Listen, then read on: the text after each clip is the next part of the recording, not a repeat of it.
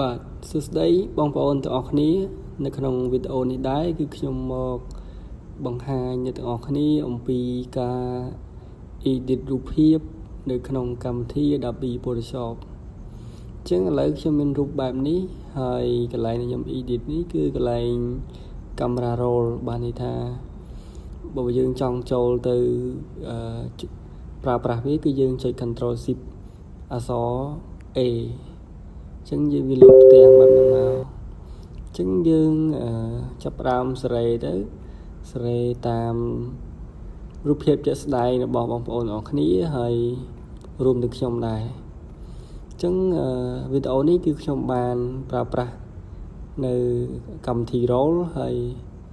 edit រូបចឹងយើង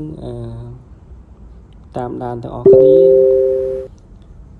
ចឹងការ edit នេះគឺយើងប្រើប្រាស់ទៅតាមរូបភាពនីមួយៗផ្សេងគ្នាអត់អាចសេរីបានដូចគ្នាទេហើយត្រង់ចំណុចនេះដែរគឺខ្ញុំបានដូរ background ដាក់ផ្ទៃពណ៌ខៀវឲ្យមើលទៅស្អាតហើយត្រង់ចំណុចនេះគឺខ្ញុំលុបមុនអញ្ចឹងក្នុងការលុបមុនយើងប្រើប្រាស់ជាមួយនឹង tool shortcut អក្សរ J ដែលមាននៅក្នុងនឹងស្រាប់បាទហើយយើងចង់លុបវាគឺយើងប្រើប្រាស់ដោយដែលខ្ញុំបានបង្ហាញហ្នឹងទៅគឺលុបបានហើយចឹងវីដេអូនេះគឺរៀងវែងដែរហើយសង្ឃឹមថាអ្នកទាំងអស់គ្នាអាចនឹងមើលហើយយល់ហើយអាចយកទៅកែច្នៃខ្លួនឯងធ្វើខ្លួនឯងឲ្យស្អាតជាងនេះហើយការលុបនេះគឺសំបីតែសក់ក៏អាចលុបបានដែរជាមួយនឹង tool អក្សរ J អញ្ចឹងបងប្អូនអាចប្រើប្រាស់បានហើយបើសិនជាមានត្រង់ចំណុចណាបងប្អូនឆ្ងល់អាច comment សួរបានដោយក្នុងវីដេអូមុននោះគឺខ្ញុំបានន័យថាខ្ញុំទៅតែចាប់ផ្ដើមផុសវីដេអូដំបូងអញ្ចឹងខ្ញុំអត់សូវយល់អំពី YouTube ទេអត់ដឹងថាគេប្រើប្រាស់របៀបម៉េចបាទហើយត្រង់ចំណុចដែលខ្ញុំលុបនេះគឺខ្ញុំប្រើនឹង shortcut អក្សរ S បានន័យថាយើង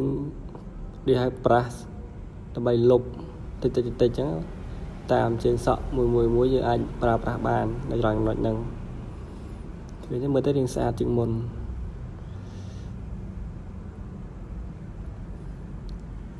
ហើយសង្ឃឹមថាបងប្អូនអរគ្នានឹងមើលដល់ចប់នៅវីដេអូនេះហើយបើសិនជាមើលអត់ចប់ក៏អត់អីដែរដោយសារមើលទៅរៀងវែងដែរតែបើមើលចប់ក៏រត់តែល្អព្រោះវីដេអូនេះបង្ហាញទាំងអស់តែម្ដងជាមួយនឹងការ edit ហើយក៏ដូចជាចាក់ពន្លឺការលុបមុនការកែសម្រួលសក់ពណ៌ color នៅក្នុងនឹងទាំងអស់តែម្ដងអញ្ចឹងបើមើលទៅគឺបានសរុបតែម្ដងហើយវីដេអូនេះជាង8នាទីដែរគឺយូរអញ្ចឹងបន្ទាប់ពីខ្ញុំកាត់អីហើយសេរីពណ៌ color ហើយនៅវគ្គមួយទៀតគឺយើងដាក់អាវធំយកបាទអញ្ចឹងយើងទៅមើលបាទនេះខ្ញុំចូលមករើអាវធំមកអាវធំខ្ញុំនៅតែបញ្ជាក់បងប្អូនដដែលគឺខ្ញុំចែក free ហ្មងអត់មានគិតលុយគិតអីទេឃើញបងប្អូន comment ច្រើនក៏ប៉ុន្តែខ្ញុំអត់ដឹងថាទៅធ្វើម៉េចឲ្យតាម comment នឹងបានបើមិនជាអាចលេខ Telegram របស់ខ្ញុំបានដាក់នៅក្នុង comment ហ្នឹងគឺអាចឆាតមកដើម្បីសុំអាវបានដើម្បីយកអាវទៅប្រើប្រាស់បានខ្ញុំអត់កំណាញ់ទេធ្វើម៉េចឲ្យតែអ្នកទាំងអស់គ្នាងាយស្រួលហើយជាពិសេសសម្រាប់អ្នកដែលចាប់ផ្ដើមដំបូងគឺគាត់ប្រកាសជាមានការងឿងឆ្ងល់ច្រើនហើយបើសិនជាមានឧបករណ៍ស្រាប់គាត់យកទៅប្រើប្រាស់គឺងាយស្រួលតែម្ដង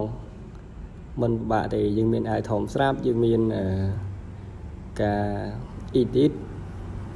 ការកែសម្រួលពណ៌ការកែមុនតិចគាត់អាចធ្វើបានតែម្ដងអញ្ចឹងងាយស្រួល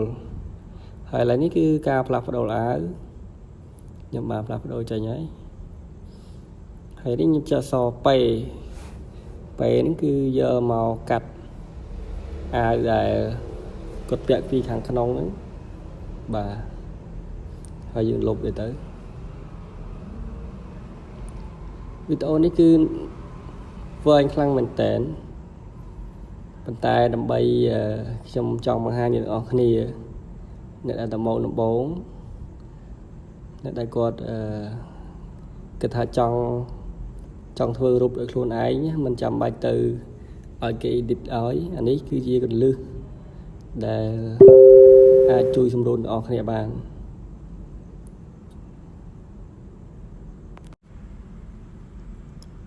và hay là này cứ dòng price lái sọt khăn là sọ ấy đầm bay lúc hay dương cho anh ấy cho về dương cho ai xóa dương cho ao là lơ tây sạch như thế hay dương ốc về thế tì chứ dương trào tí hay trong là khăn lơ lại normal đó cái dương đạo normal chứ cũng đã xc và dương lục thì nó và dương khơi ha mưa tới cứ riêng sọt bỏ chỉ muốn mình sẽ ăn kháng mà tay sọt bỏ chỉ muốn dương ai giờ từ pra sạch cả bàn bằng năng dương ai cho tôi giờ bàn hay không video này cứ nhung trong ai phó tới nơi ở khía đầm bay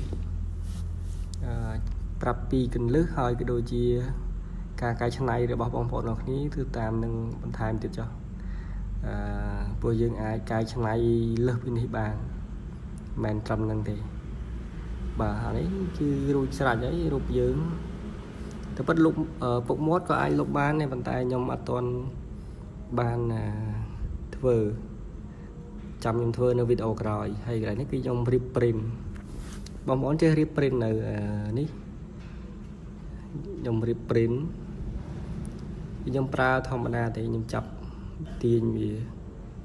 control alt shift control alt shift ទាញវាជាប់